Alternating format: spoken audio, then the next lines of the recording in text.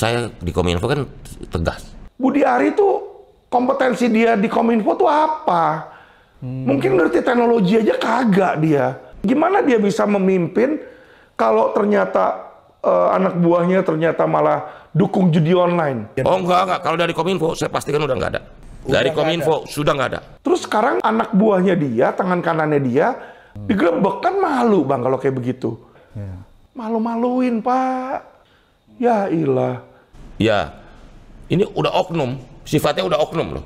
Dulu ada sebelum era Budi Ari. Sebelum era Budi Ari. Ya diatur semuanya. Situs ini boleh diblok, situs ini enggak. Di blok besok sama di blok sekarang harga beda. Beda.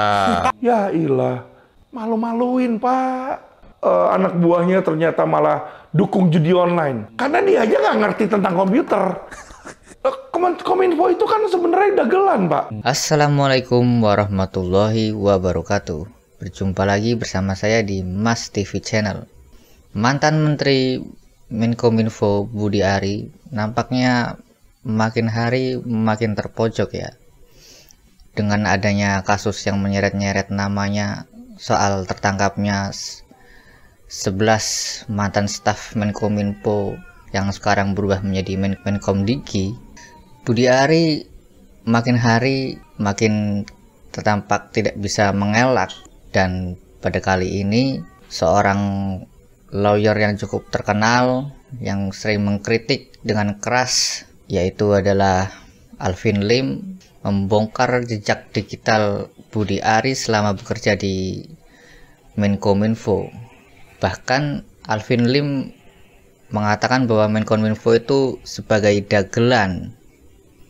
Dan untuk lebih jelasnya, mari kita saksikan video selengkapnya.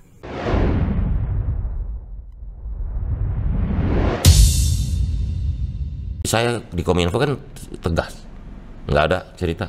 Hajar aja terus. Dan terbukti kok. Kita nggak pernah ada kompromi. Saya bilang, ini urusan hati rakyat. Budi Ari itu kompetensi dia di Kominfo tuh apa? Mungkin ngerti teknologi aja kagak dia. Akhirnya ketika dia jadi Menkominfo, apakah judi diberantas? Kagak. Dia ketua Satgas, bisa berantas judi? Enggak. Saya udah bikin surat edaran. Semua pegawai Kementerian Kominfo udah nggak boleh. Jangankan main, memfasilitasi udah nggak boleh. Oh, ini ada yang backup apa? Tapi buat saya di Kominfo nggak ada peduli sikat. Gimana dia bisa memimpin kalau ternyata anak buahnya ternyata malah dukung judi online? Oh enggak. Kalau dari Kominfo saya pastikan udah nggak ada. Dari Kominfo sudah nggak ada. Terus sekarang anak buahnya dia, tangan kanannya dia, digerebek. Kan malu bang kalau kayak begitu. Malu-maluin pak. Ya ilah. Ya, ini udah oknum. Sifatnya udah oknum loh. Bukan institusi lagi ya. Kalaupun backing, nah ini oknum nih. Bukan institusi. Kita kan nggak bisa bilang kalau mau semua baik-baik, kau di sorga aja. Ya di sini dunia. Di dunia ya begitu. Kita bilang nggak ada narkoba, ada narkoba. Tetap aja ada kriminalitas, ditangkap sama polisi. Ya udah gitu. Ya ilah. Malu-maluin pak. Dulu ada sebelum era Budi Ari. Sebelum era Budi Ari. Ya diatur semuanya. Situs ini boleh diblok, situs ini enggak. Kalau mau diblok kasih tahu dulu. Cari packing. Ya. Di blok besok sama di blok sekarang harga beda. Beda. Jadi blok-blok di kalau saya nggak ada kompromi. Hajar. Ya ilah. Malu-maluin pak. Ya gimana nggak pada korupsi, pada ngelintur pak. Dia aja kagak ngerti. Gimana dia bisa memimpin kalau ternyata anak buahnya ternyata malah dukung judi online. Karena dia aja nggak ngerti tentang komputer. Kominfo itu kan sebenarnya dagelan pak. Bayangkan bagaimana berapa banyak dia dibobol situsnya. Malu-maluin pak. Kalau sekali oke, dibobol berulang kali. Ya ilah. Kan malu bang kalau kayak begitu. Terus sekarang dia bukannya dikeluarin dari Menkominfo, malah jadi menteri lain. Hanya Indonesia aja kabinetnya tuh nggak perlu. Orang pinter akademik nggak perlu.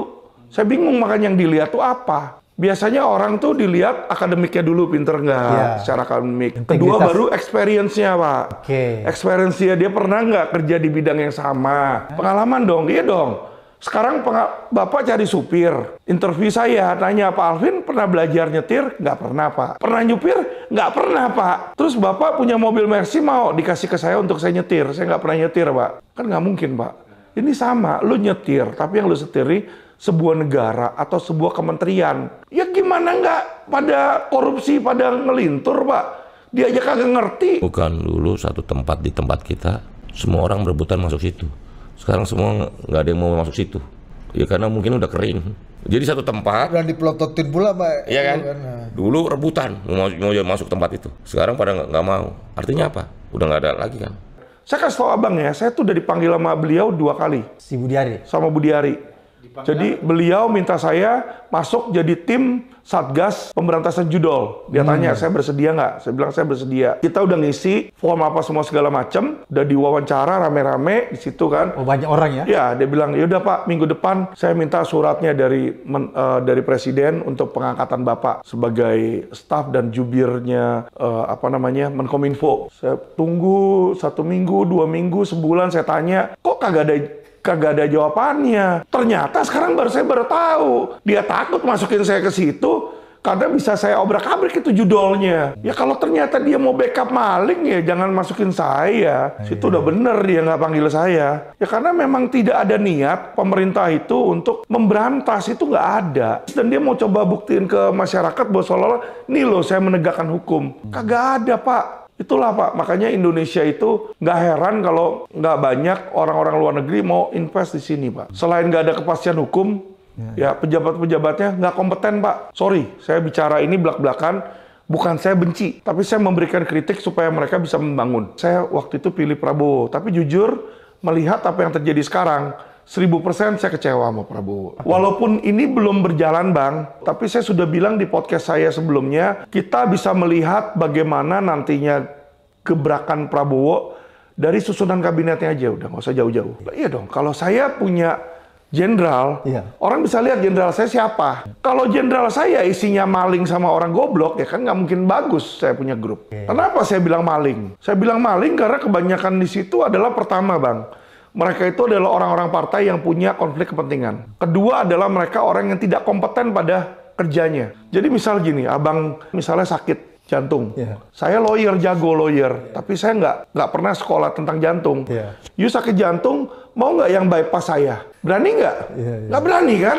Lah, ini kok presiden memberikan, ya, ini nasib Indonesia loh. Contoh menteri hukum. Misalnya atau menteri pertahanan, menteri-menteri lain ke orang-orang yang nggak pernah punya kompetensinya. Jadi lucu kan kalau kayak gitu, makanya kayak Kominfo, kayak tadinya Budi Ari. Budi Ari tuh kompetensi dia di Kominfo tuh apa?